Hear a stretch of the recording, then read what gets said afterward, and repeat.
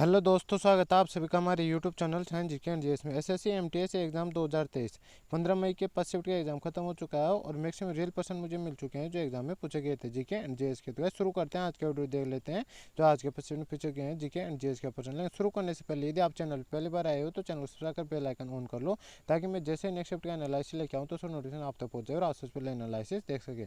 तो गाइस देख लेते हैं आज का फर्स्ट क्वेश्चन। तो आज का फर्स्ट क्वेश्चन तो 5 शिफ्ट में पूछा गया था, मई 2022 तक चीन का सबसे बड़ा उत्पादक राज्य कौन सा है? तो महाराष्ट्र इसका राइट आंसर हो जाए। इसमें नेक्स्ट क्वेश्चन है, गणगौर त्योहार किस राज्य में मनाए जाते हैं? राजस्थान मनाए जाते, राजस्थान इसका राइट आंसर हो जाए। इसमें नेक्स्ट क्वेश्चन पूछा गया था, शक का सबसे प्रतापी शासक कौन था जिसका कार्यकाल 130 से 150 ईस्वी तक रहा था? तो जय दमन का पुत्र रुद्रदमन था जिसका कार्यकाल 130 से 150 ईसा पूर्व उज्जैन तक रहा था और ये उज्जैन का शासक बना था। और रुद्रदमन शासकों में सबसे प्रतापी था, तो ये इसका राइट आंसर क्या हो जाएगा? रुद्रदमन इसका राइट आंसर हो। जिसमें नेक्स्ट क्वेश्चन पूछा गया था, एक राष्ट्र एक उर्वरक के तहत उर्वरक किस ब्रांड के नाम से बेचा जाएगा? तो इस योजना के तहत सभी प्रकार के उर्वरक चाहे यूरिया, डीएपी या और एनपीके एकल ब्रांड का नाम क्या है? भारत के तहत बेचा जाएंगे, तो भारत इसका राइट आंसर हो जाए। इसमें नेक्स्ट क्वेश्चन पूछा गया था, भारत में शहरी और ग्रामीण जनसंख्या प्रतिशत 2011 में कितना है? तो शहरी जनसंख्या प्रतिशत तो 31.16% था और ग्रामीण जनसंख्या का प्रतिशत की बात करें तो 68.8% था, तो ये इसका राइट आंसर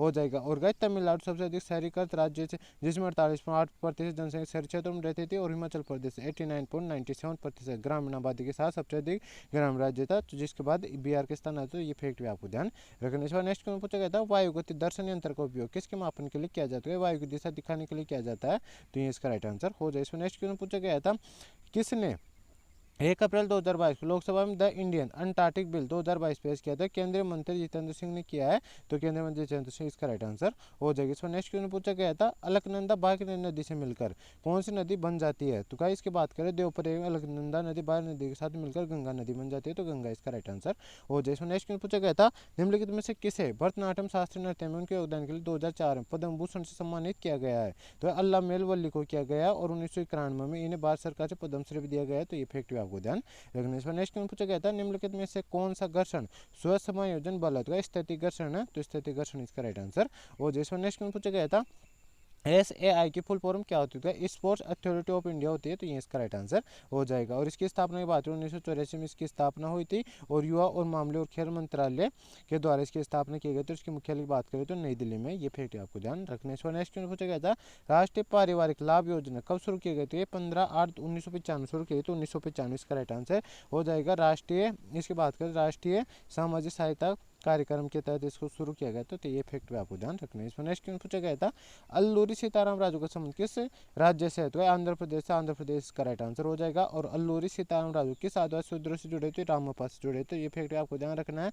और अल्लूरी सीताराम राजू एक भारतीय क्रांतिकारी थे जिन्होंने भारत के में ब्रिटिश उपनिवेश शासन के खिलाफ एक सशस्त्र अभियान चलाया था। वह 18 साल की उम्र में संत बन गए थे, ये फैक्ट भी आपको ध्यान रखना है। नेक्स्ट क्वेश्चन पूछा गया था, 1857 विद्रोह का नेतृत्व लखनऊ से किसने किया था? बेगम हजरत महल ने किया था और अवध के नवाब आदिल शाह की पत्नी थी, तो फैक्ट पे ध्यान रखना। और इसका राइट आंसर क्या हो? बेगम हजरत महल। और गाय दिल्ली में नेतृत्व की बात करें तो ये किसने किया था? तो गाय वहाँ बहादुर शाह जफर ने किया था, फतेहपुर में अजीमुल्ला ने किया था, फैजाबाद में नेतृत्व मौलवी अहमदुल्ला ने किया था, कानपुर में नेतृत्व सना साहब ने किया था, बरेली में नेतृत्व खान बहादुर खान ने किया था, इलाहाबाद में नेतृत्व लियाकत अली खान ने किया था। और यहाँ पे झांसी की बात करें, झांसी में नेतृत्व रानी लक्ष्मीबाई ने किया था। और बिहार से नेता की बात करें तो वहाँ पे कुंवर सिंह ने इसका नेतृत्व किया था, ये फैक्ट आपको ध्यान रखना है। और 1857 के विद्रोह का मुख्य कारण क्या था? तो चरबल कारतूसों का प्रयोग था। और 1857 के इसमें के दौरान के समय में भारतीय गवर्नर जनरल कौन था? तो लॉर्ड कैनिंग था। किस सैनिक ने 1857 का विद्रोह का आरंभ किया था? तो मंगल पांडे ने किया था, ये फैक्ट आपको ध्यान रखना है। और 1857 इसी को विद्रोह में अपना बलिदान सबसे पहले किसने दिया? मंगल पांडे ने दिया, तो ये फैक्ट याद रहना। और 1857 को क्रांति थी उसमें मंगल पांडे को फांसी कब दी गई थी? 8 अप्रैल 1857 को दी गई थी, तो ये सब फैक्ट आपको ध्यान रखने क्योंकि जहाँ से मैक्सिमम क्वेश्चन बनते हैं आपके एग्जाम के लिए। तो इस बार नेक्स्ट क्वेश्चन पूछा, लच्छू महाराज निम्न में से किस नृत्य संबंधित है? कथक संबंधित, कथक इसका राइट आंसर।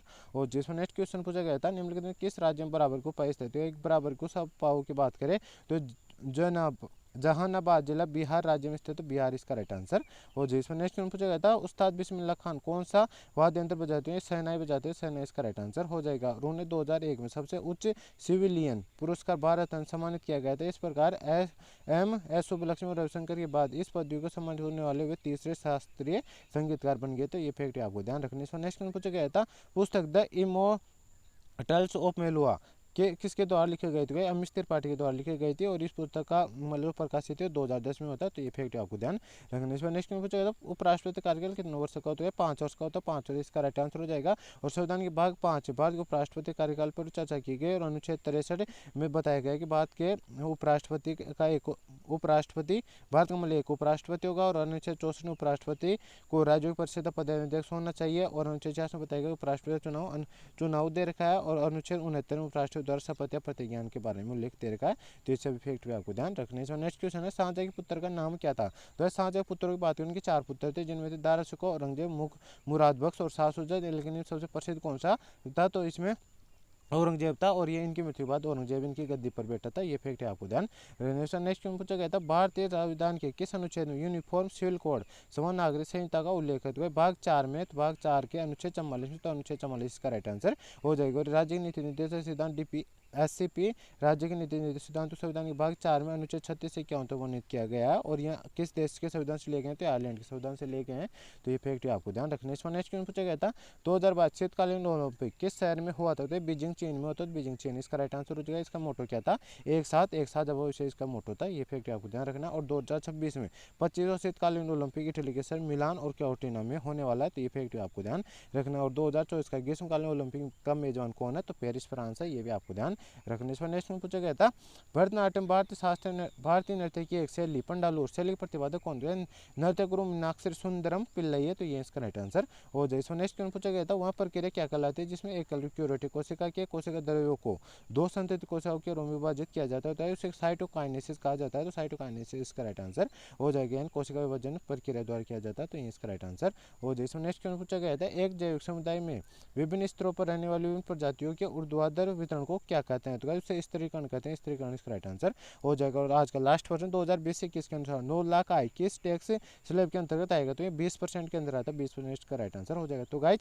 ये था आज के फर्स्ट शिफ्ट का full paper analysis. I hope आपको वीडियो पसंद आएगा। वीडियो पसंद आए तो वीडियो को लाइक करें, चैनल पर बार चैनल को सब्सक्राइब कर बेल आइकन ऑन कर ले। और यदि आपको इसका पीडीएफ चाहिए तो मैं डिस्क्रिप्शन टेलीग्राम चैनल का लिंक दे रखा है, आप उसको ज्वाइन कर लीजिए, उस पर आपको इसका पीडीएफ भी मिल जाएगा। और अभी तक जो भी एग्जाम हुआ यार मैंने एनालिसिस जिन शिफ्टों का करवाया उन सभी का मैंने टेलीग्राम पर पीडीएफ डाल दिया। यदि आपका आगे शिफ्टों में एग्जाम है तो आप उन पीडीएफ को भी पढ़ सकते हो और वीडियो भी देख सकते हो। मैंने सभी की प्लेलिस्ट बना रखी है, आप प्लेलिस्ट में ज्वाइन हो जाना और वहाँ पे आपको सभी वीडियो एक साथ सीक्वेंस से मिल जाएंगे। तो गाइज ये था आज का वीडियो। आई होप आपका आज का वीडियो पसंद है। वीडियो को लाइक करना, चैनल पर channel subscribe bell icon on कर लेना। रियल एनालिसिस देखने के लिए मिलते हैं गाइज नेक्स्ट वीडियो में। तब तक के लिए जय हिंद, जय भारत।